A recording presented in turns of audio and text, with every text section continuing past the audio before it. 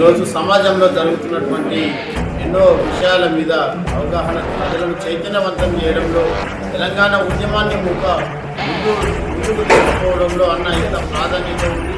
దానికి అంతటికీ కూడా ఈరోజు ఏదైతే ఆయన చేసినటువంటి ఏదైతే వాగ్దానాలు విషయాలలో ప్రజలను చైతన్యం చేసే విధానంలో అరుణోదయ ఆయన చేసినటువంటి వాటిలో కూడా ప్రజలను చైతన్యవంతం చేయడంలో అరుణోదయ ముందుంటుందని చెప్పి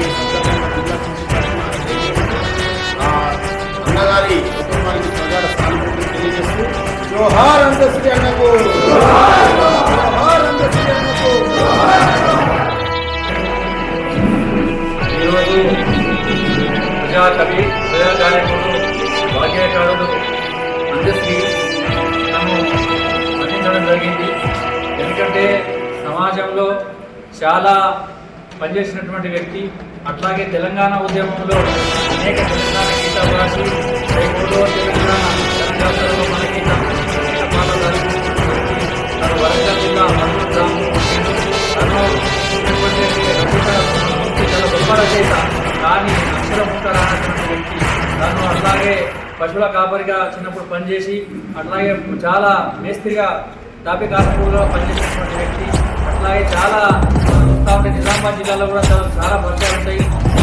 మండలంలో కానీ, ఆలపల్లి మండలంలో మత్స్య గ్రామంలో కానీ, మదనపల్లి అన్ని గ్రామాల్లో కూడా తన మేస్త్రిగా పనిచేసినటువంటి వ్యక్తి. చాలా తన పాఠశాలకుడు.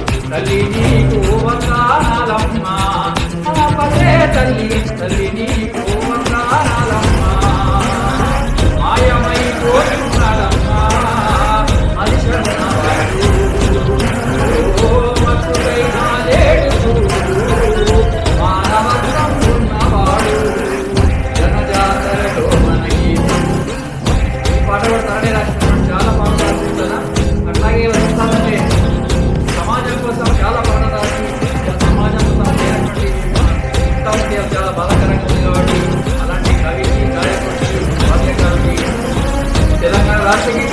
తెలంగాణ జాతీయ గీతాన్ని మన వాడుకుంటూ పాఠశాలల్లో ఆ పాటను కూడా రచించిండు.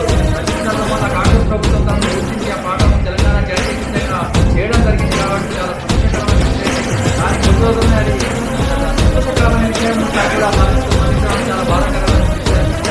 చూడలేకపోవడం అనేటువంటి చాలా జరిగింది. కాబట్టి సమాజంలో దాన్ని కవులు, కళాకారులు అన్యాయాల మీద చాలా పాఠం రాసినటువంటిది ఉన్నటువంటిది. అట్లాగే మేము పీవైఎల్గా గతంలో గుట్కా ఉద్యమం చేసినప్పుడు మన నందిపేటలో రాజ కార్మికులు పనిచేస్తున్నాడు. ఆ సమయంలో గుట్కా నిషేధించాలని చెప్పేసి వావిరాల గోపాలకృష్ణ నిజామాబాద్ పిలిచినప్పుడు తన మా సదస్సులు వచ్చి తన పాట పాడినటువంటి విషయాన్ని కూడా మనం గుర్తు చేసుకుంటున్నాం. అట్లా చాలా పాటలు రాసి చాలా చేసినటువంటి వ్యక్తి అందశ్రీ గారికి జిల్లా ప్రభుత్వ జోహార్లు అర్పిస్తూ, అట్లాగే తన మరణాన్ని ఇక ముందు కూడా తన జ్ఞాపకాలు తీసుకుపోతామని చెప్పేసి సందర్భాల కుటుంబాన్ని కూడా తెలుపుతూ సంతాపాన్ని